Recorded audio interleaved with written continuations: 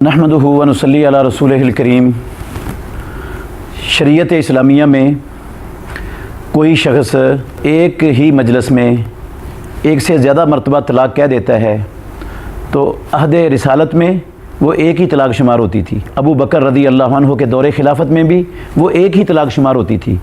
फ़ारूक आज़म Umar Ibnul ख़त्ताब रज़ी अल्लाह अन्हु की खिलाफत के इब्तिदाई 2 सालों में भी वो एक ही काउंट होती थी। तो चूँकि ये एक मजलिस में 3 तलाक़ें देना ये किताबुल्लाह का मजाक उड़ाने के मुतरादिफ़ है।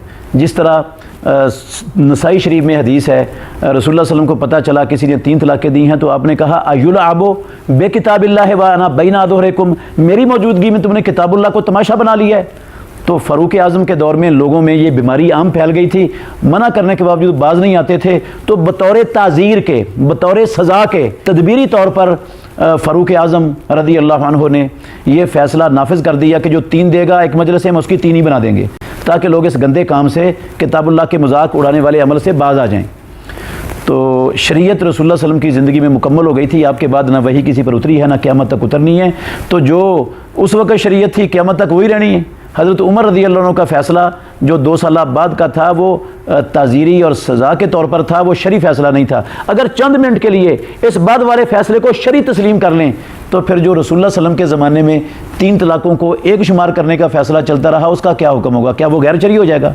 फ़ारूक आज़म के दौर में जो चलता रहा वो गैर शरी हो जाएगा 2 सालों तक, और सिद्दीक़ अकबर रज़ी अल्लाह अन्हु के दौरे खिलाफत में चलता रहा वो गैर शरी हो जाएगा क्या? ये ताज़ीरी फ़ैसला था, शरी नहीं था। शरी वही था जो फ़ारूक आज़म की खिलाफत के इब्तिदाई 2 सालों तक अहद रिसालत से लेकर चलता रहा। तो अगर ऐसा शख्स जो 3 तलाक़ें कह चुका है वो रजू करना चाहता है तो चूँकि एक तलाक़ शुमार होती है इस्लाम में, वो इद्दत के अंदर रजू कर सकता है। अगर रजू ना करे, इद्दत गुजर जाए तो ऐटोमेटिक ही इसी तलाक़ से वो तलाक़ मुअस्सर हो जाती है और आज़ाद हो जाती है, उसका दूसरी जगह पर निकाह हो सकता है। बाद लोगों ने 2 गलतियाँ की हैं और बहुत बड़ी ख़राबियाँ की हैं। एक तो इन 3 तलाक़ों को 3 करार दे दिया। अब बंदा गुस्से में था, गलती उससे हो गई, थोड़ी देर बाद उसको पछतावा हुआ कि मैं तो गलती कर बैठा हूँ, अपने हाथ काट बैठा हूँ। तो अब उन्होंने कहा ये तेरी तो 3 ही हो गई हैं, मामला ख़त्म हो गया है।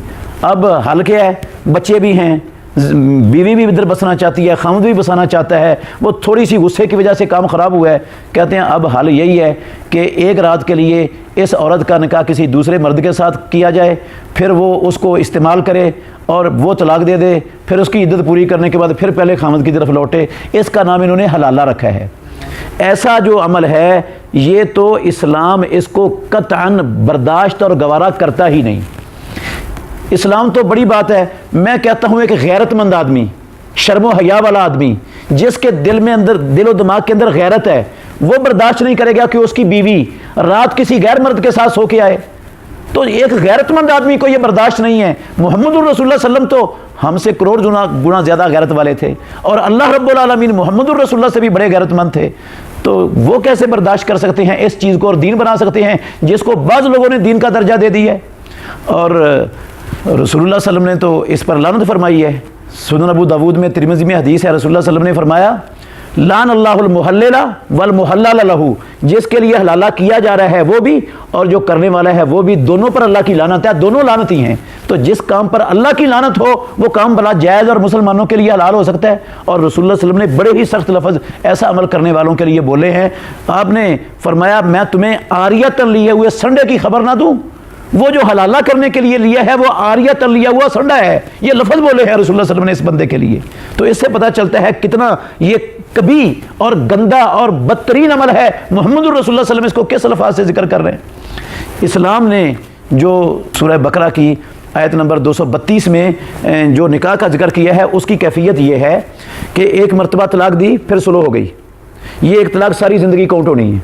फिर दोबारा तलाक दी फिर सुलह हो गई, ये 2 तलाक़ें सारी ज़िंदगी काउंट होनी है। 2 मौके अल्लाह रब्बुल आलमीन ने दिए थे तलाक़ के बाद रजू करने के, वो उसने दोनों मौके ज़ाया कर लिए। अब इसके पास चांस है, ज़िंदगी में किसी मोड़ पर तलाक़ का लफ्ज़ इस्तेमाल करेगा बीवी के लिए तो ये तीसरी तलाक़ हो जाएगी। इस तीसरी तलाक़ के बाद वो औरत इस मर्द के लिए हराम हो गई है। ये है अल्लाह रब्बुल आलमीन ने फरमाया फ़इन तल्लक़हा फ़ला तहिल्लु लहू मिन बाद हत्ता तनकिहा ज़ौजन गैरा।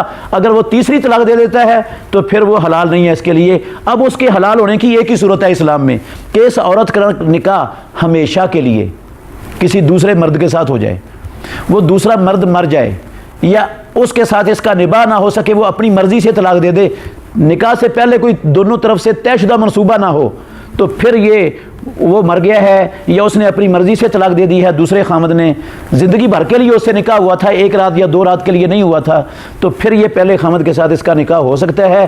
اس چیز کو بنیاد بنا کر یہ بدعتی حلالہ بعض لوگوں نے نکال کر کتاب اللہ کے حکم کو بھی مسخ کیا ہے، بدکاری کے راہ کو بھی کھولا ہے، اور شیطان کو بھی خوش کیا ہے۔ اللہ مسلمانوں کو اس سے بچنے کی توفیق عطا فرمائے۔